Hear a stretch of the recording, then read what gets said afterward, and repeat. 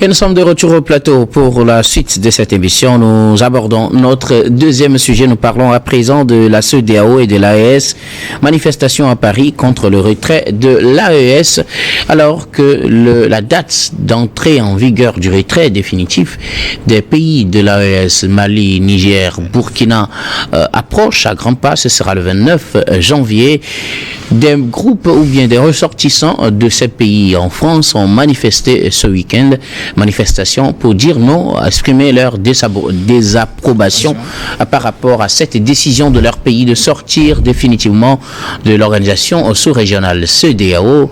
Ils estiment que ceux qui vivent dans le pays, qui ne manifestent pas, n'ont pas la liberté d'expression, et qu'eux qui sont en dehors du pays pourront quand même se prononcer ou non en tant que citoyens pour le compte de leur pays, et appeler les dirigeants de ces trois pays à ne pas faire ce retrait de ces pays de l'AES et de la CEDEAO. Nous en parlons avec nos invités. Je commence par vous, Adam Adronou. C'est vrai, selon les médias, ils n'étaient pas aussi nombreux que ça à manifester pour dire non à ce retrait décidé à des dirigeants des pays comme le Burkina, le Mali et le Niger de se retirer de la CEDEAO, mais ils veulent faire entendre leur voix pour dire non, il ne fallait pas le faire comme ça.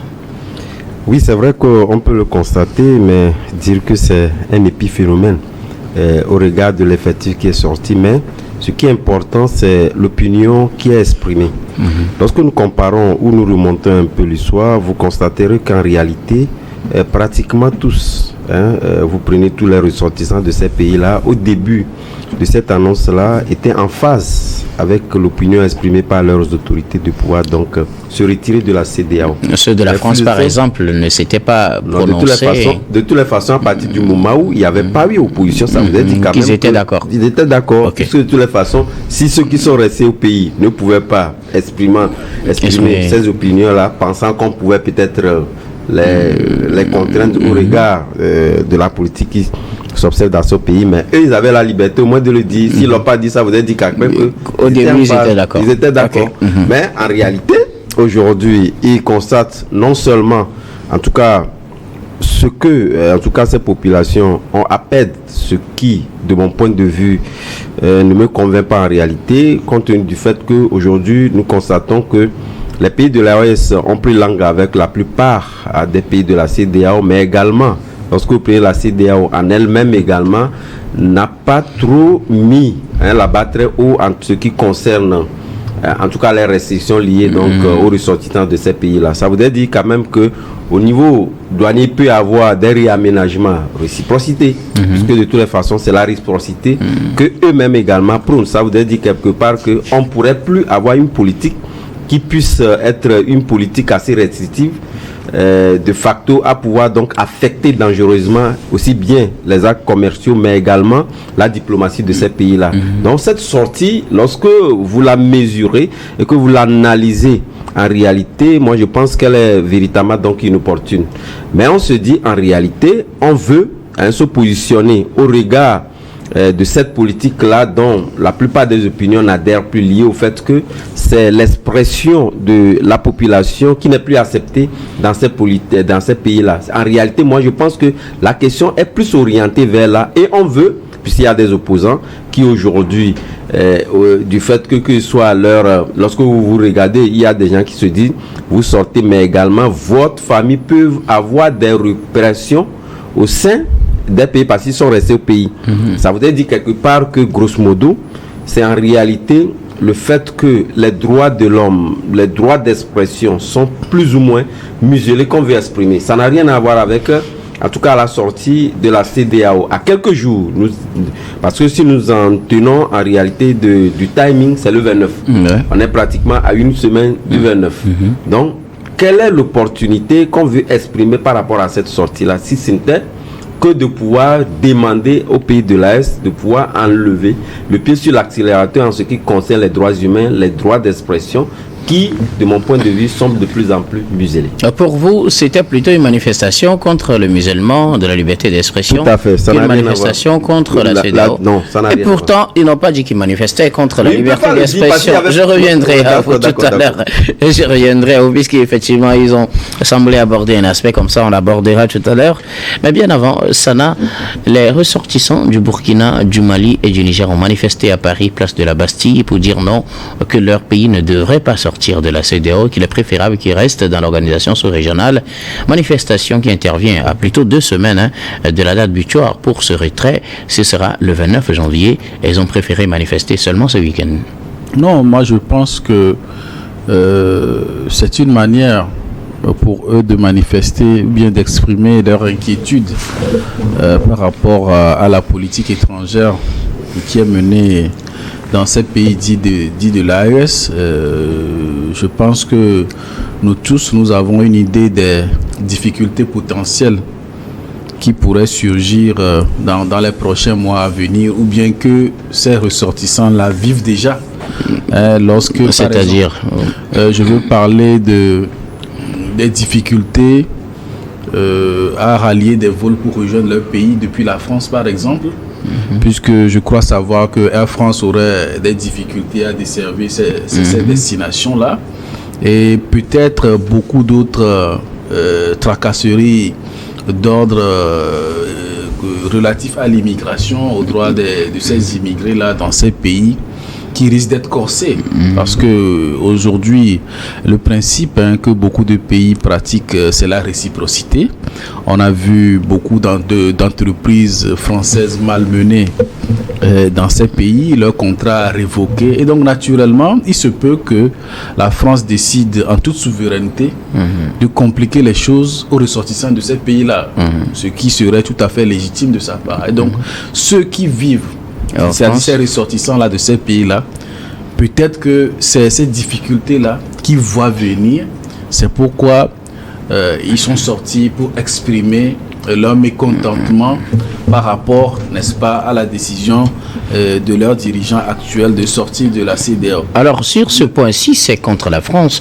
Autant dire qu'on manifeste contre le refroidissement des relations entre les pays de l'AES et la France. Pourquoi dire qu'on manifeste contre le retrait des pays de l'AES, de la CEDEAO, quand on sait que la CEDEAO, c'est pas la France, même si on dit que la CEDEAO est contrôlée quelque part par la France, ce n'est pas la même chose. La question est pertinente, mais en réalité, tout ce que ces dirigeants dénoncent, c'est la même chose. Aussi bien la CEDEAO, aussi bien la politique vis-à-vis de la France. Mais moi, je pense que cette manifestation n'aura pas l'effet voulu, sauf que c'est une expression de leur opinion. Mais aujourd'hui, personne n'a de doute. Ces pays de l'AES, ils sont dans une direction bien choisie, et tout le monde sait que ce sera juste une surprise s'ils reviennent sur leur pays. Moi, je ne suis pas sûr d'ailleurs. Et il y a un communiqué conjoint de ces pays-là qui dit qu'ils rejettent même l'offre moratoire de la CEDEAO, qui leur donne 6 mois pour revenir sur leur position. Moi, je pense qu'aujourd'hui, le vin est tiré, il faut le boire tout simplement. Ces pays, le 29, on va acter tout simplement leur sortie de la CEDEAO. Ça fait mal, mais il faut juste dire que lorsque pendant plusieurs années, des décennies, ou bien moins pour certains pays, ces pays sont en proie, étaient en proie et le sont toujours à la menace terroriste, et que du jour au lendemain, la CEDEAO, qui n'avait jamais décidé, comme on a voulu le faire, mobiliser une force en attente pour venir déloger un pouvoir qui est installé. C'est-à-dire, moi, c'est là j'ai vu, mais la CEDEAO, excusez-moi, c'était une décision assez radicale qu'elle a voulu prendre. On n'a pas eu de mobilisation de ces forces en attente pour aller combattre les terroristes, mais un coup d'État qui est consommé totalement. On vient dire qu'on mobilise une force en attente. Je crois que c'était une erreur de trop. C'est gravissime comme acte posé. Et donc, ces pays ont décidé de prendre leur destin en main. Je crois qu'il faut leur respecter aujourd'hui ce choix-là. Et l'avenir nous dira si c'est une bonne décision, et leur peuple en avisera. Donc pour le moment, je pense que... Apparemment, d'autres ont déjà commencé par aviser en manifestant. En manifestant à Paris. Comme je l'ai dit, eux, ils voient peut-être... les difficultés qu'ils auront là-bas. C'est la même chose. Je pense que c'est la même chose pour ces ressortissants en Côte d'Ivoire. Vu la tension, qui ont voulu également. Vu la tension entre Côte d'Ivoire, Abidjan et ces pays-là, vous n'êtes pas sans savoir qu'il y a une très forte communauté malienne en Côte d'Ivoire, une très forte communauté burkinabé en Côte d'Ivoire. Donc, imaginez si du jour au lendemain, il y a beaucoup de restrictions par rapport à la délivrance de la carte de séjour en Côte d'Ivoire, où ça ne badine pas sur ce sujet. Donc, tout le monde voit ses intérêts menacés. Et donc, naturellement, les gens sortent pour manifester leur mécontentement par rapport au problème. À eux, leur situation. Voilà, à leur situation d'immigrés dans ces pays. Ok, d'accord. Alors, Gabé Adjaro, officiellement, c'est une manifestation pour dire non au retrait du Burkina, du Mali et du Niger de la CEDEAO. Pas pour dire que les relations entre tel pays et tel pays ne vont pas bien. C'est pour dire non au retrait. Or, le retrait est déjà d'abord accepté par la CEDEAO officiellement. Et la date fixée pour qu'il soit officiel, c'est le 29 janvier. Et ces groupes, ou bien ces ressortissants, n'ont trouvé que ce week-end pour démarrer des manifestations. C'est vrai, ils disent qu'ils vont mener d'autres actions. On y reviendra tout à l'heure sur l'efficacité de ces actions, si vous le permettez. Mais bien avant, quelle réflexion faire quand on sait qu'il reste 2 semaines et que les gens manifestent contre une décision qui a été prise il y a déjà 1 an? Moi, prime abord, ça m'a fait rire. Ça m'a fait rire parce que ils se disent ce sont des ressortissants des pays du Sahel, du Mali, du Burkina et du Niger. Et depuis lors que ces pays-là subissent les affres de la part des autres pays de la CEDEAO, ils n'ont pas pu réagir. C'est maintenant qu'ils réagissent en demandant, oui, bien sûr, les autres pays de la CEDEAO. Les terroristes ou les autres pays? Les autres pays qui sont restés dans la CEDEAO, ces pays-là voulaient étrangler pratiquement les pays de l'AES en leur imposant des sanctions économiques et la fermeture des frontières et autres là. Donc, beaucoup de personnes pensaient que ces pays-là allaient étouffer après ces sanctions, mais ils ont su tenir bon. Et aujourd'hui, tout le monde voit que bon, ce sont des pays assez résilients qui peuvent être face à toutes les situations possibles. Et malheureusement, ces ressortissants-là qui étaient à Paris depuis lors, ils n'ont pas protesté contre les décisions iniques que prenait la CEDEAO contre leur pays, parce qu'à un moment donné, vous pouvez prendre des décisions politiques contre des sanctions politiques contre des pays, mais pas des décisions qui vont engager quand même la vie, même des populations, allant jusqu'à bloquer même qu'on exporte des produits pharmaceutiques vers ces pays-là. Je pense que ce sont des décisions assez iniques. Mais ces gens-là n'ont pas réagi. Aujourd'hui, ils sont en train de réagir tout simplement parce qu'ils se disent que bon, il n'y aura plus une certaine force qui pourra dire à ces pays-là d'organiser les élections dans les plus brefs délais.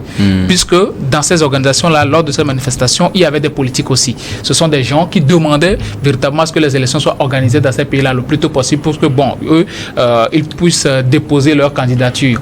On ne peut pas me dire le contraire parce que ces manifestations avaient été prévues aussi à Dakar et à Abidjan, mais les ressortissants de ces pays-là, même dans les pays comme Sénégal et Côte d'Ivoire, n'ont pas permis à ce que cela puisse être organisé parce qu'ils se sont dit que ce sont des gens qui ne sont pas véritablement des ressortissants de ces pays-là, que ce sont des gens qui sont infiltrés, qui veulent salir l'image de leur pays. Donc aujourd'hui, si ces gens-là disent que bon, ils ne veulent pas que leur pays quitte la CEDEAO, bon, la question de savoir de quelle CEDEAO parle-t-on? La CEDEAO qui a rompu pratiquement toutes les chartes en voulant aller combattre un pays frère et ami pour sauver un seul individu, quitte à marcher sur les populations. Cette CEDEAO-là qui n'a pas su apporter des solutions. Sénat vient de le dire, des solutions pour aller lutter contre les terroristes, mais aujourd'hui, quand il s'agit de Bazoum qui a été délogé, on veut aller combattre contre les forces nigériennes et même les populations, puisque quand on parle de guerre, d'intervention militaire, les populations, leur vie aussi en pâtissent. Donc aujourd'hui, si les ressortissants, les soi-disant ressortissants de ces pays-là, à Paris aujourd'hui, disent que bon, et ils demandent à ce que les 3 pays ne sortent pas de la CEDEAO, je pense que c'est un faux problème. C'est un faux problème parce que aucunement je pense qu'il y a des couloirs de discussion et le président sénégalais Bassirou Diomaye Faye a le dit qu'il y a des couloirs de discussion pour permettre à ce que la libre circulation des personnes et des biens ne soit pas compromise dans la sous-région. Et l'AES même a eu déjà le dit, même lors avant le congrès de la CEDEAO à Abuja la dernière fois, l'AES a eu à le dire que non, les ressortissants de la CEDEAO peuvent parcourir tous les pays de l'AES sans aucun problème. Donc, ils ont déjà lancé la balle dans le camp de la CEDEAO. Je suis sûr que la CEDEAO ne va pas vouloir s'engouffrer beaucoup plus en disant que non, désormais, pour pouvoir venir dans nos pays, il faut faire ceci ou bien cela. Donc, je pense que l'intégration sera encore de mise. Et ceux-là qui sont à Paris en train de manifester ne sont même pas nombreux, juste quelques dizaines. Ça veut dire que les gens n'ont pas épousé leur idéologie. Alors, Sana ou Adam, excusez-moi, vous disiez tout à l'heure qu'en fait, même si on dit que c'est une manifestation contre le retrait de ces pays de la CEDEAO, l'idée derrière ne serait pas le retrait, mais autre chose. Pourquoi? Mais justement parce que, d'abord, je l'ai dit, lorsque vous comparez en tout cas le timing est un facteur réellement qui met en cause, en réalité, cette sortie de ces ressortissants entre griffes. Ils avaient décidé de choisir un temps où même si on leur donnait du crédit, cela n'allait pas marcher? Non, mais de toutes les façons, lorsque vous voyez, vous êtes une communauté, et que la quasi-majorité de cette communauté-là est pour une action de l'État. Et c'était le cas lorsque vous voyez cette sortie publique de la population.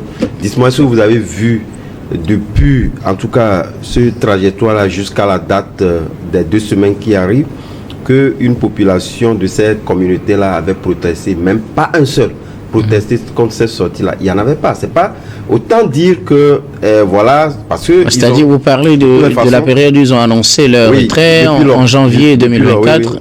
Puisque c'est pour la bonne cause qu'ils ont dit en réalité que ceux qui sont restés au pays n'ont pas cette latitude-là de pouvoir donc s'exprimer. Pour dire qu'en réalité, qu'il y en a qui sont contre cette sortie-là. Mais en réalité, ce n'est pas le cas. De toutes les façons, on a vu les gens, on a interviewé les gens se sont exprimés sur cette sortie-là. Et la quasi-majorité, même si nous estimons qu'il n'y avait pas une sorte de baromètre pour pouvoir donc évaluer en tout cas en termes d'effectivité ce qui était pour, on savait véritablement que même si vous questionnez les ressortissants de ces pays-là qui sont dans nos pays, nous sortons de ces pays, tout le monde disait que c'était la meilleure des solutions. Donc de toutes les façons aujourd'hui, qui est donc une groupuscule qui vient s'opposer à ces réactions-là, ça voudrait dire derrière ça, il y a d'autres opinions qui sont cachées et je pense que... Et quelles seraient ces opinions? Parce que cela aussi circule il y a Gabin, je pense qu'il le disait tantôt, lorsque vous prenez certains qui estiment qu'il faudrait véritablement qu'on puisse élargir, le cadre électoral soit vu. Je ne pense pas que la sortie de la CEDEAO puisse convoquer la question du cadre électoral, permettre en réalité à ces ressortissants de rentrer. Mais ce qui est important qu'on peut véritablement donc tirer comme peut-être un argument plus ou moins sérieux, parce que quelque part, lorsqu'il le disait, lorsque vous prenez surtout les bisbilles entre les pays de l'AES et surtout lorsque vous prenez la France qui est ce pays-là où ces manifestations ont été donc organisées, vous constatez en réalité qu'il y avait cette fluidité qui restait. Vous pouvez refuser de pouvoir atterrir directement, puisque Sana le disait, lorsque vous prenez Air France qui a des difficultés à atterrir dans ces pays de l'AES, vous pouvez prendre Air France et atterrir dans un pays comme le Togo par exemple et continuer par la rue, il n'y a aucun problème. Mais aujourd'hui, avec cette restriction, personne ne sait. Parce que lorsque vous arrivez dans ces pays-là, dans leur entendement, on peut encore peut-être restreindre davantage cette fluidité entre eux. Donc, c'est là où moi je tire une substance. Sinon, en réalité, derrière ça, je pense qu'il y a d'autres opinions qui sont cachées. Mais je pense qu'eux-mêmes ont dit qu'ils ne vont pas s'arrêter d'aussitôt. Il y aura d'autres manifestations. Je pense que ce que nous sommes en train de dire, vous allez le verra dans les jours à venir. En tout cas, on attend de voir si ces manifestations sont effectivement contre le retrait ou pour d'autres fins. Vous pensez également, Sana, que c'est à d'autres fins que ces gens se manifestent, puisque selon vous, il n'est pas question aujourd'hui de manifester pour condamner un retrait, puisque le retrait a été annoncé depuis janvier 2024 et là nous sommes en janvier 2025, pratiquement un an. Dans 2 semaines, cela fera exactement un an qu'ils ont annoncé. Et c'est justement à cette date que ce sera effectif. Pourquoi avoir attendu si longtemps? Vous pensez qu'il y a d'autres raisons? Non, en fait, c'est quand même surprenant. C'est quand même surprenant que depuis l'annonce il y a plus d'une année, ou bien près d'une année, il n'y a pas eu ces manifestations-là. Et subitement, à quelques jours de l'entrée en vigueur de l'effectivité de ce retrait, on organise ce genre de manifestation un peu en France, en Côte d'Ivoire, au Sénégal. Et donc moi je pense que c'est quand même surprenant. Et je suis quand même d'avis avec Monsieur Adam qu'il y aurait des raisons inavouées. Parce que ce n'est pas, si aujourd'hui on est le 13 janvier, ce n'est pas à 16 jours, on est à 16 jours du 29 janvier, ce n'est pas à 16 jours que ces pays de l'AES vont revenir sur leurs décisions. Et donc, je me dis forcément qu'il y avait une intention cachée derrière, qui n'est pas forcément dans le sens que M. Adam développe, mais forcément il y aurait quelque chose. Il y aurait quelque chose parce que, à mon sens, c'est déjà acté, et je pense que même certains estiment aussi qu'il y aurait des élans de manipulation de certains pays pour dire que ce n'est pas tout le monde qui est dans la logique de retrait de la CEDEAO. Non, de toute façon, il n'y a aucun doute. Même dans ces pays de l'AES, il y a de l'opposition. Il y a des gens qui, quand même, osent dire qu'ils ne sont pas d'accord avec la manière de gouverner. Donc, on ne peut pas dire que cette manifestation c'est destiné à dire qu'il y a certaines personnes qui sont comme non. Il y a des voix qui s'expriment, que ce soit au sein du pays, que ce soit sur les médias classiques ou que ce soit sur les réseaux sociaux. Ce n'est pas tout le monde qui est forcément, et comme je l'ai dit, au sein même de ces pays, même s'il y a une restriction de la liberté d'expression, etc., il y a des gens courageux qui arrivent à exprimer ce qu'ils pensent et qui arrivent à exprimer leur désaccord sur la manière de conduire les choses. Donc, je ne pense pas que ce soit l'argument qu'il faut placer.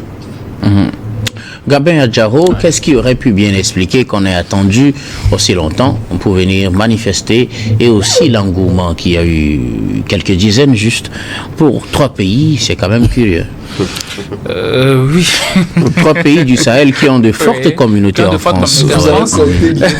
Non, c'est ce que disent les médias. C'est selon les médias. Et pas qu'un seul média. Beaucoup de médias ont eu à le dire que c'est seulement quelques dizaines de personnes. 4 en France, 2 en Côte d'Ivoire. Ouais, quand tu vois les images même, ça laisse à désirer. Ça veut dire que bon, ce sont des gens qui n'ont pas véritablement l'aval de la population, parce qu'on a tous vu la plupart du temps quand les manifestations sont organisées à l'étranger par des ressortissants d'autres pays. Le Togo a eu à le faire notamment. On a vu la foule que ces manifestations-là drainaient. Et cette fois-ci, pour 3 pays, on arrive à compter juste quelques dizaines. Ça veut dire que ce sont ceux-là, peut-être ce sont juste les organisateurs qui se sont rassemblés là-bas pour faire leur manifestation. Ils en ont le droit devant leur ambassade. Ils ont le droit de faire des manifestations. Mais quelles sont véritablement les raisons qui motivent ces manifestations quand ils parlent de musulmans, de la liberté d'expression dans ces pays-là? Il faut reconnaître que ces pays-là, ce ne sont pas des pays qui sont comme la Guinée où il n'y a pas de problème sécuritaire. Ce sont des pays qui véritablement vivent les problèmes sécuritaires, et on ne peut pas permettre à des gens de venir parler sur des médias, sur les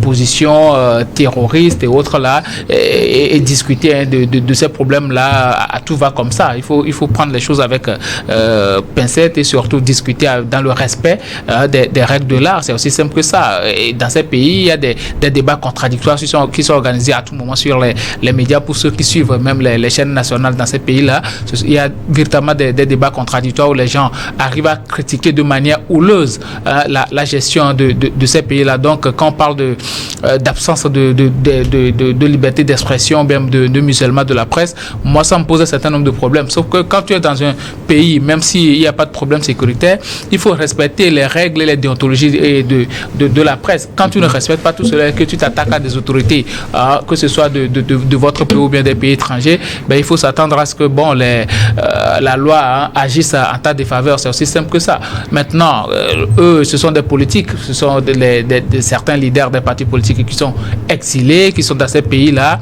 Et aujourd'hui, ils se disent, bon, il faut se faire entendre aussi parce que ça fait très longtemps, on n'a plus rien dit. Il faut faire en sorte que, bon, on nous attende pour qu'on sache qu'on est là. Et il faut aussi pousser. C'est juste pour faire signe de vie. Oui, bon, pas seulement pour faire signe de vie, mais pour aussi faire en sorte qu'il y ait un soutien de la part de la communauté internationale pour pousser ces gens-là à organiser les élections au plus tôt, parce que c'est ça qui les intéresse au plus. C'est vrai, personne ne souhaite l'exil à son prochain, mais aujourd'hui, ceux-là se disent, bon, les élections vont nous permettre de pouvoir revenir peut-être au pays. Donc, le plus important pour eux, c'est de se faire entendre et d'avoir quelques soutiens de la part de la communauté internationale. Si les gens étaient sortis abondamment, alors là, ils auraient eu le vent en poupe, mais là, il n'y a pas eu de foule, alors je pense qu'ils vont rentrer dans leur coquille et réfléchir à d'autres stratégies. Merci beaucoup. Adam, ajouter quelque chose? Oui, je voulais ajouter, parce que la question que vous avez posée concernant donc la manipulation